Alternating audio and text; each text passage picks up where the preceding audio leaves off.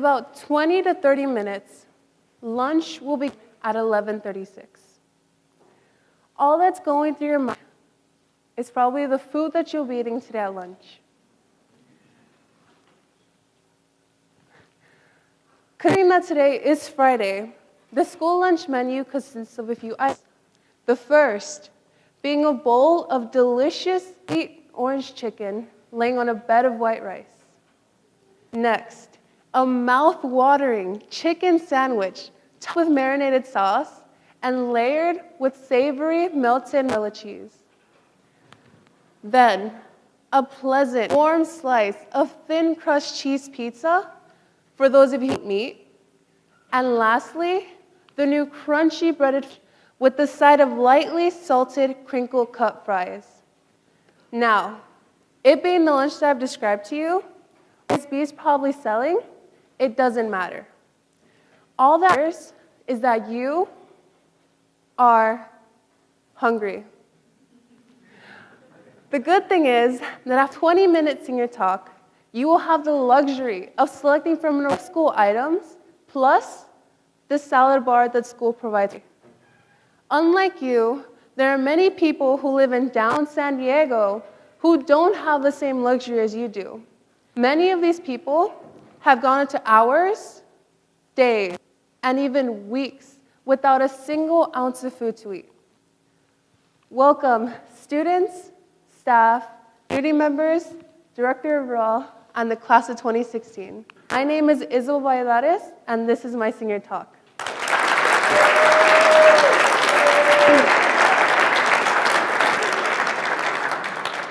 My senior project is focused on those who don't have someone to lean on. Those who live on the streets without someone caring for their needs. My experience began about 3 years ago in December of 2012. I was beginning my sophomore year here at Gompers Preparatory Academy when my mother had stated this outrageous line, "I want to help feed our brothers." The first thought to pop to mind was my uncle in Santa Ana, but that wasn't the cause. When she meant brothers, she meant those who live on the streets. That line alone was not only going to change my family's life, but my life as well. When everything began, it had only been my mother. None of us to help. We had been too scared to even go near the place that they roam. But my mother alone, with about 30 chicken sandwiches in hand, began to feed those less fortunate. The only problem we had with this was that we were concerned over her safety. What if something happened to her when she was out there? But when she returned, she stated, "I want to do more." Like any teenager, I was completely opposed to the idea of this. Why would I, a 15-year-old at the time, spend my Saturday nights cooking and my Sunday mornings feeding that I didn't even know? But eventually, when both my mother and sister became involved, I was pulled in. I have two experiences that changed the way I saw the people feeding. My first experience that changed my perspective was when I had actually gone and helped serve food. My second experience that changed my perspective on them was when from serving Chicano Park to the Neil Good Day Center. When we began to serve, I was completely surprised. Many of these people didn't have homes. Their clothes had been torn, and their faces were full of stitches. Many of them carried bags on their back containing the stuff that they needed for the day. Around the Chicano Park, I noticed that on the other side of the park, this big fountain where many had established their home. They would use the water from the fountain to wash their clothes. They would use the restrooms to wash themselves and get ready for the day. At one point, I had even known a family of 4. But not your typical family that go out for a no. These 4 were living in the park. They came to us with hunger written all over their faces. I, being a 15-year-old at the time, saw what was happening in downtown San Diego. That was just in one small part. I couldn't even imagine how many more families were out there starving.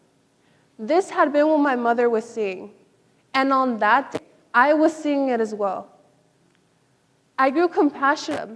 I wanted to help them in any way possible. But at the time, I was only allowed to help by giving them a sandwich in one hand and a water bottle in the other. 3 years ago, we started off with one person. That one person, mother. And soon, that one person turned to from 4 to 6, and from 6 to what we have now, which is about 16 to 20 people. At the time, though, only been my family and we only had about 60 sandwiches. After church on Saturdays, we would head to the store, the necessary stuff needed to make tortas, which are sandwiches made out of bread called bolillo. During that time, I knew much about downtown San Diego. The only place we knew of was Chicago, a park which was unknowingly housing as many as 20, 30 people. Now, if we do the math, we had about 50 sandwiches, but we were only serving as many as 30 people.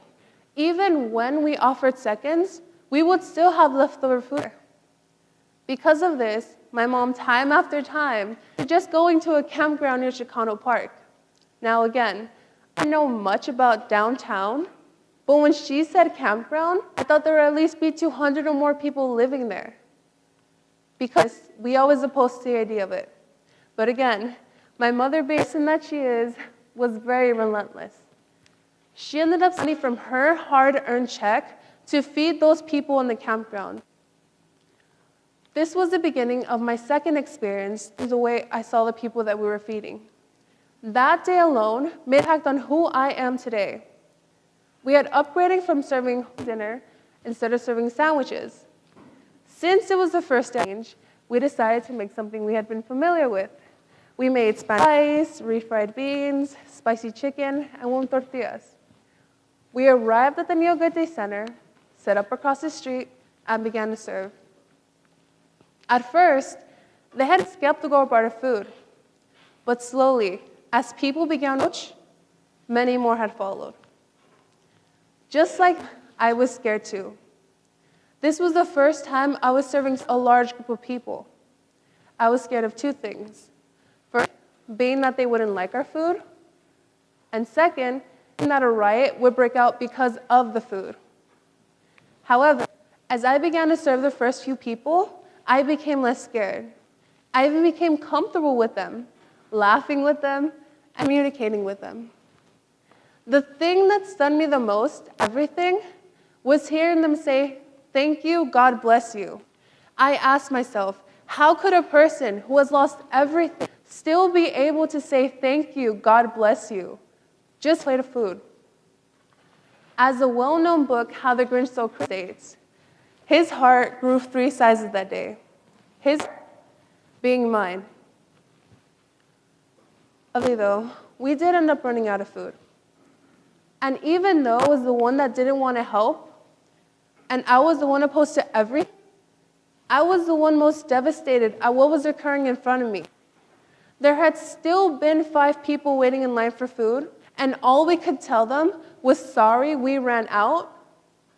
Imagine going to lunch 20 minutes from now and having the ladies tell you those exact same words.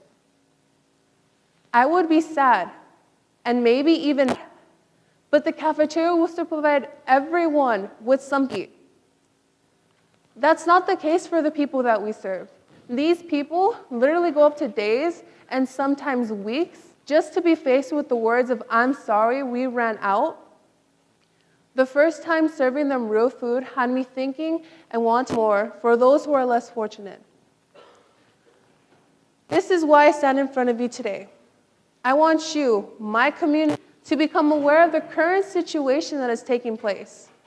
The San Diego Union Tribune estimates that more than 800 people are unsheltered just in downtown San Diego. More than 800 people are wandering the streets without a family, friend, or a shelter who can take them in. Just like us, these people have struggles. The only clear difference between us and them is our social class. Many of them have been abandoned families and struggle to even find work. Community members of San Diego, and as human beings, we need to stop looking at them with eyes of judgment and hate. Instead, we need to give them a helping hand. I suspect that many have this thought planted within your mind. If we give them money, they'll just go spend it on alcohol and drugs. This is why our group gives them food instead, and the people that I've met are equally or more grateful for this. At this point, I would like to do a video emphasizing more on the work that we do. Take a look.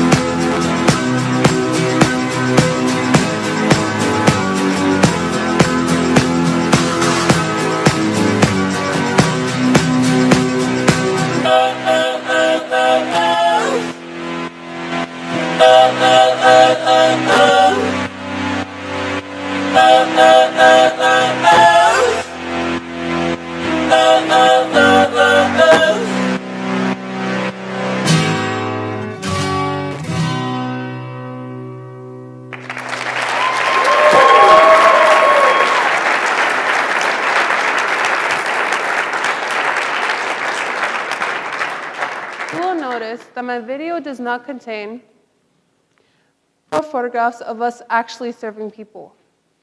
The reason for it is since we are a religious group, it is asked that we do not take photographs or footage of the work that we do. As stated within Matthew chapter 6, verse 2, so when you give to the needy, not announce your triumphs, as the hypocrites do in the synagogues and on the streets, to be honored by others. Truly, I tell you, they receive the reward in full.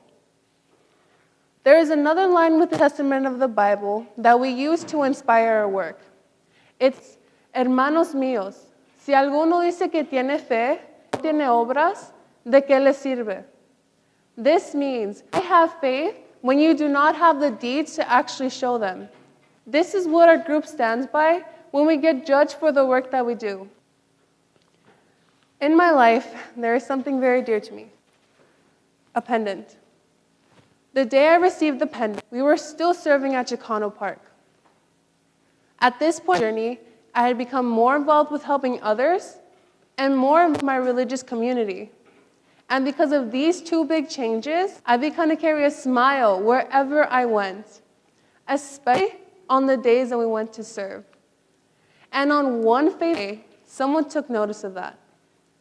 A man that I served had came up to me and explained to me the enthusiasm he saw from me, and because of this, had given me the pendant. The pendant the man gave me 2 years ago, I still have with me today. The pendant itself is rusting and breaking away. Even with the pendant breaking away, it is still very dear to me. The amazing thing is that the pendant is actually older than me. And the crazy is that the pendant came directly from St. Jude's Shrine of the West, the exact same church I've been going to and for my entire life. This stunned me. This, to me, was a clear sign. I couldn't stop helping those who needed our help. For the past years, past years of serving people, there is one thing that I've learned, and that is that these people living on the streets are just like you and me. Before I became involved, I thought very little of them. Like many others, I thought they were a waste of space, up to our community, and that their presence was negatively affecting us. At that time, my mind was with nonsense, because at that specific time, I didn't know about them, nor the struggles that they too were going through. This mentality of mine only changed when I became involved. In the past 3 years of going to the same place and serving the same places, I have seen with my very own eyes that people who are human beings like me have bigger struggles than the ones I've been going through. They were struggling for the necessities of life, which are food, water, and shelter. These people living on the streets don't have these necessities, and just being able to provide 2 of the 3 of them is an amazing feeling. I have learned through the work of my mother that we must help those who need a helping hand, those who have fallen so low. We as human beings need to look away and realize that just like you and me, there are people too. For the past 3 years, St. Jude's Biblical Study has taken the initiative to go out our own way with our own money to feed those who don't have their basic ends meet. As a group, we have started something. It may be small now, but we hope that within the future, it actually grows and blossoms into something much bigger.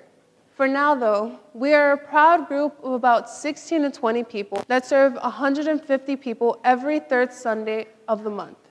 Now, let's think about the math for a few moments. We serve 12 times out of the year.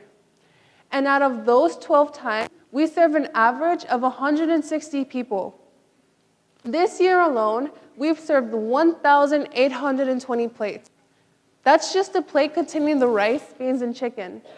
This does not include the 1,152 water bottles, 96 gallons of coffee, 432 donuts, 15 gallons of fruit punch, and 12 boxes of fruit this year.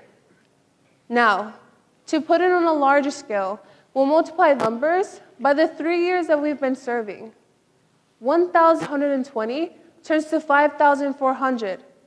90 gallons of coffee turns to 288 gallons of coffee. 432 donuts turns to 1,920.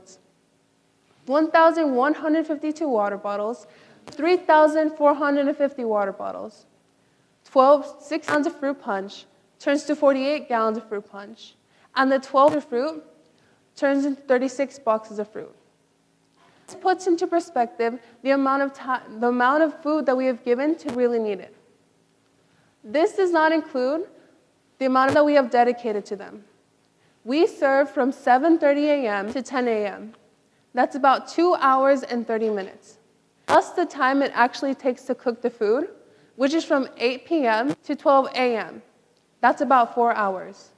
Each Thursday of every month, we dedicate 6 hours and 30 minutes. Now, we'll multiply those 6 hours and 30 minutes by 12, which come out to be 78 hours. Multiplied by the 3 years that we've been serving, it comes out to be 234 hours.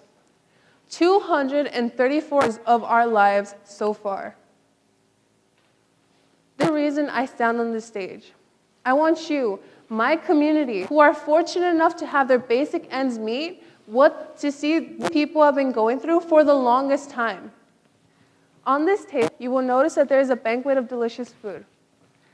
A plate with fish rice, refried beans, spicy chicken. Next to that, a bowl of chicken and rice soup. Next are the snacks that we provide, which are a variety of donuts, but the ones before you are glazed. Alongside that, we provide the healthier snacks, which are apples, bananas, oranges, and milk.